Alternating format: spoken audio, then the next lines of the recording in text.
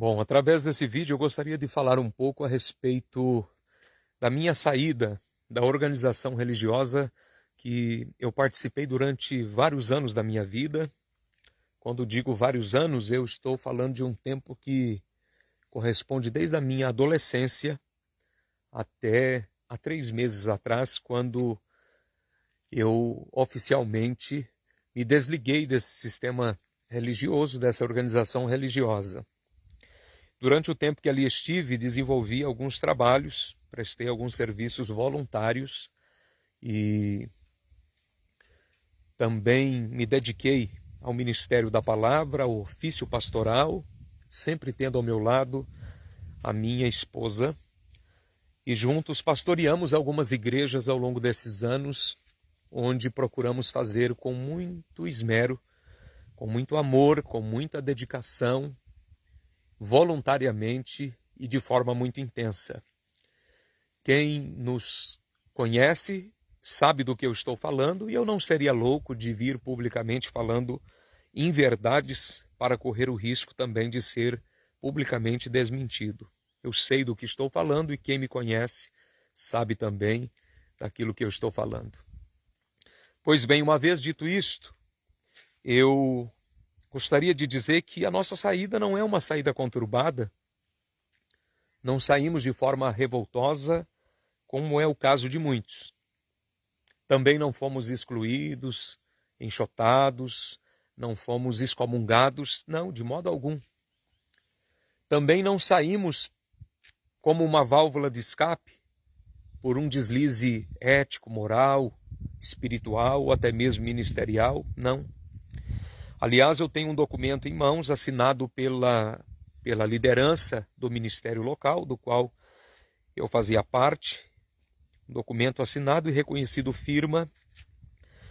É a minha carta de renúncia, do qual eles dão fé que a minha saída de paz e que eu saio de forma íntegra, sem que tenha nada que me desabone em qualquer área da minha vida.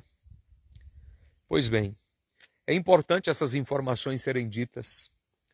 Também não saí pelo fato de ter um sentimento como de um mal amado.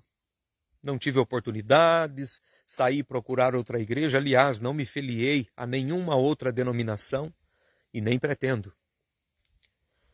Não saí com esse sentimento de mal amado. Aliás, eu, apesar da minha tenridade, saí sendo membro da diretoria, reconhecido como pastor, sempre tendo bons resultados nas igrejas em que pastoreei, tendo nomes em cartazes, convites para pregar dentro dos congressos relativos àquele trabalho. Então, quanto a isso, eu nunca tive problema. Também não fui atrás disso. Aliás, o ambiente para mim era até por demais confortável. Sou sincero em dizer. Era até por demais confortável, e quem sabe se eu quisesse seguir meio que uma carreira, né?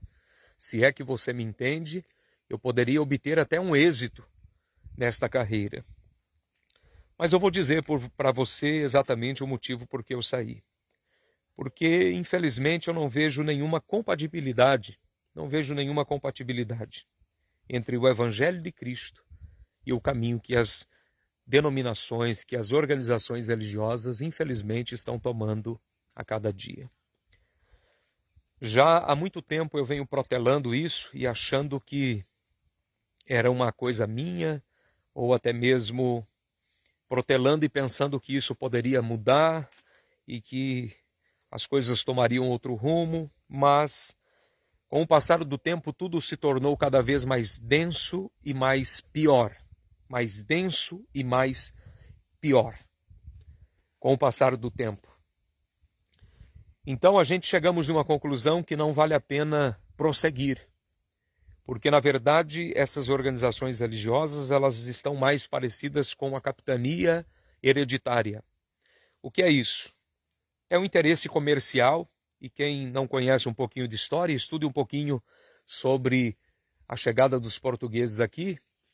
E a capitania hereditária era o fato que o território que os portugueses tomaram aqui no Brasil, o rei dividiu em glebas, em partes, em regiões, em territórios, e deu esses territórios, essas glebas, para homens de sua confiança, que por sua vez devolvia um certo imposto para o rei, e eles podiam fazer o que quisesse daquelas glebas, e quando eles morressem, hereditariamente isso passava para os seus filhos, e isso se chama capitania hereditária, é lógico, de forma muito resumida. Isso funciona bem, né? Com a terra, com a lavoura, com o comércio, mas a obra de Deus não é assim. E os homens estão fazendo isso hoje com a obra de Deus. Isso é um dos aspectos e uma das razões. Uma capitania hereditária, estão fazendo isso. Então são homens que se tornam vitalícios em tronos, né? São homens que realmente se assentam em tronos, dominadores, opressores, e que os filhos já estão ali na vacância esperando a oportunidade para assumirem os seus lugares, porque é comum hoje que pastores chamados de presidentes, né, de campo, eles recebam, e se alguém questionar, que os pastores presidentes de campo, é óbvio que algumas exceções, né? Aquele que está em um campinho bem pequeno, ele está recebendo um salarinho um pouquinho menor. Mas é só uma questão de tempo, é só mandar ele para um campo maior, eu tenho certeza que dificilmente ele vai renunciar àquele alto salário. Mas na sua grande maioria é comum que ganhe os seus 10, 15, 20, 30 salários mínimos, isto para ser modesto. Estou falando de campos, de regionais. E os filhos, é óbvio, estão ali seguindo o mesmo caminho. Todo mundo hoje tem a mesma chamada. Interessante que para sofrer ninguém tem chamada. Para ir para os lugares ermos, né? Para os lugares áridos desta terra, dar atenção aos descamisados, aos que andam descalço, né? Para se assentar com pessoas debaixo de árvores e pregar o evangelho, isso ninguém quer. Então é uma capitania hereditária. Os filhos assumindo o lugar dos pais, e isso se torna uma coisa vitalícia, e a igreja é uma massa de manobra.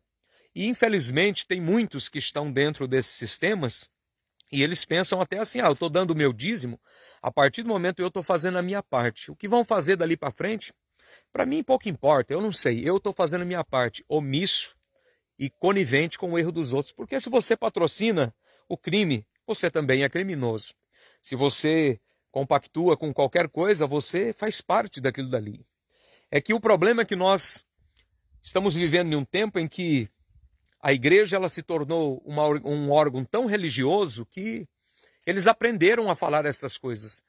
Entrega e deixa que o resto eles se viram. É isso, era tudo isso que eles queriam ouvir, porque é por essa razão que eles deitam, enrolam e fazem do evangelho um comércio.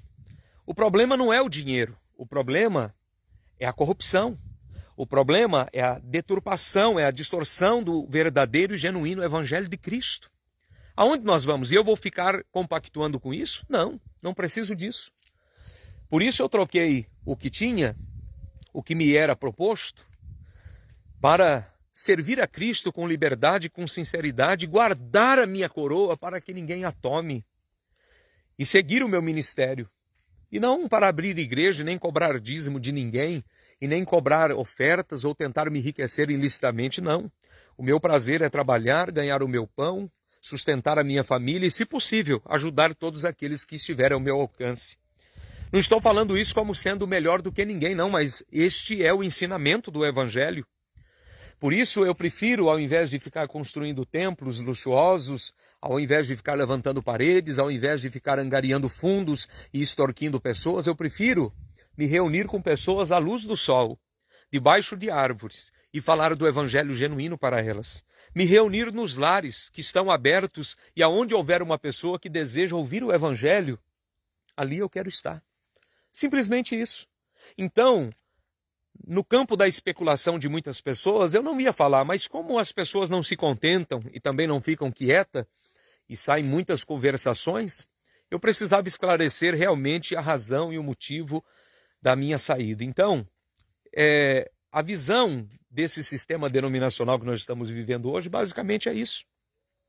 Quem gosta de ficar, quem quer compactuar, quem insiste, quem acha certo, não tem problema. Já há um ditado que diz, um cachorro cheira o outro, um cão cheira o outro. Cada um se compactua com aquilo que acha certo e vive aonde quer. Eu não estou chamando ninguém porque eu não tenho nada para dar, não tenho nada a oferecer. Eu só tenho a mensagem da salvação, a mensagem que também não é minha, mas é a mensagem que trazemos do Evangelho e nada mais do que isso. O Evangelho é algo libertador. E muitas outras coisas que dentro desse sistema nós vamos vendo e eu não posso me conformar. Muitas coisas que vemos, ouvimos e que aos poucos, se a gente não percebemos, nos tornamos tão corruptos como tais. Como pessoas sendo manipuladas, a curandeiragem, pessoas dizendo que foram curadas quando realmente não foi. E quem é o pai da mentira? Não é o diabo, não é isso que os crentes andam dizendo, mas dentro dos templos religiosos, vivem a mentira prevalecendo em todas as áreas, em todas as formas. Pessoas querendo ajudar Deus, querendo criar sinais, evidências, prodígios e maravilhas que Deus não fez. Se ele, sendo Deus, não quis fazer, quem somos nós para inventar? E tantas outras coisas, o engano religioso. E não me julgue. Não me julgue porque eu conheço as coisas muito bem do lado de dentro. Eu conheço e sei como as coisas funcionam. Há muitos e muitos crentes estão ali. Quando estão com o microfone na mão, em cima de púlpitos e altares, um lambe o outro. Essa é a grande verdade. Mas quando acaba o culto, saem pelos corredores murmurando, falando mal de lideranças, de pastores inconformados, mas não saem. Mas vivem dentro desse sistema, vivem compactuando e vivem a vida inteira murmurando. Para onde vão? Eu não sei.